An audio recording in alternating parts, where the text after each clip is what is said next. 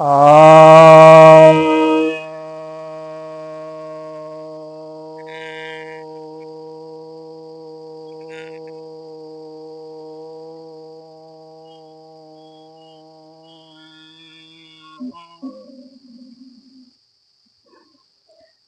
सभी भक्तजनों को सप्रेम नमन। भक्तों, आज आपके समक्ष मैं भूभाति प्राणायाम बतलाने जा रहा हूँ। यह प्राणायाम बहुत ही लाभकारी है।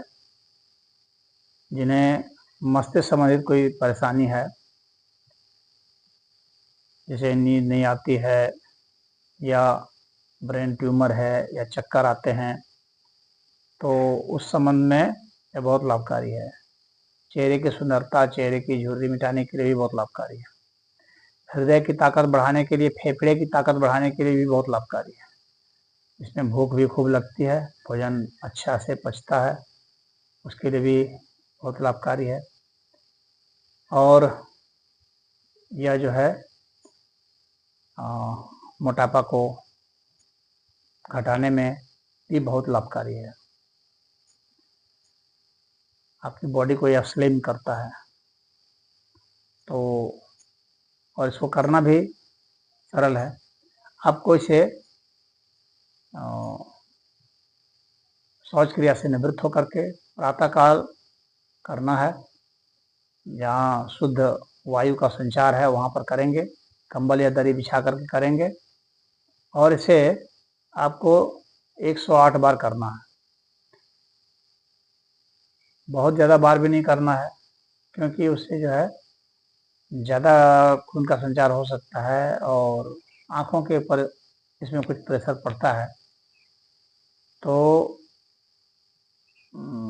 यह देखना है कि अत्यधिक दबाव न पड़े, लेकिन कुछ दबाव पड़ना चाहिए। उससे आँखों में भी खून का संचार अच्छा होता है, लेकिन ज़्यादा पड़ेगा तो फिर आँखों को दिक्कत भी होती है। तो यह थोड़ा सा प्रिकॉशन रखने की बात है। अब इसको करना कैसे है?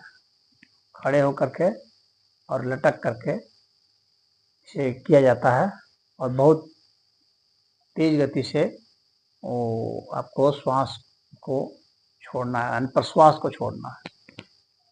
तो जिस तरह से कपालभाति प्राणायाम होता है, सीधा बैठ करके, आकाशभाति प्राणायाम होता है, सर को पीछे झुला करके, तो इस तरह से यह जो है भूभाति जो है और सर को नीचे झुका के होता है और खड़े होकर के यह किया जाता है। खड़ा होकर के फिर लटक जाएंगे। देखिए, करके दिखाता हूँ। मैं कुछ थोड़ी देर दिखाऊंगा, उससे आप समझ जाएंगे कैसे करना है। बाकी आप अपने जितना आपकी क्षमता है उतना ही करेंगे। कोई ज़रूरी नहीं है कि आप 108 बार कर ही लें।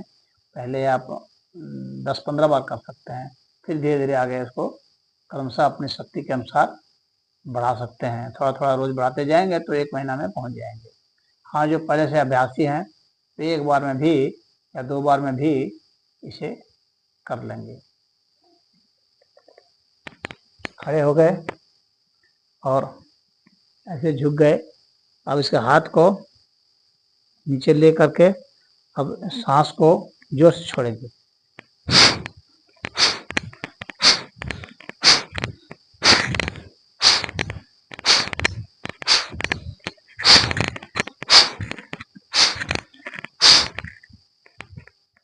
इस प्रकार से आपको श्वास को छोड़ना है, यानी प्रश्वास करनी है। तो ऐसा जितना आप कर सकते हैं अभ्यास से उतना करेंगे, धीरे धीरे बढ़ाएंगे, कोई जल्दीबाजी नहीं है। और इसको कर लेने के बाद आप जो है लेट करके शवासन में रेस्ट कर सकते हैं। मतलब शवासन में चित लेट जाएंगे और रेस्ट करेंगे, जैसे कि इस तरह से लेट गया।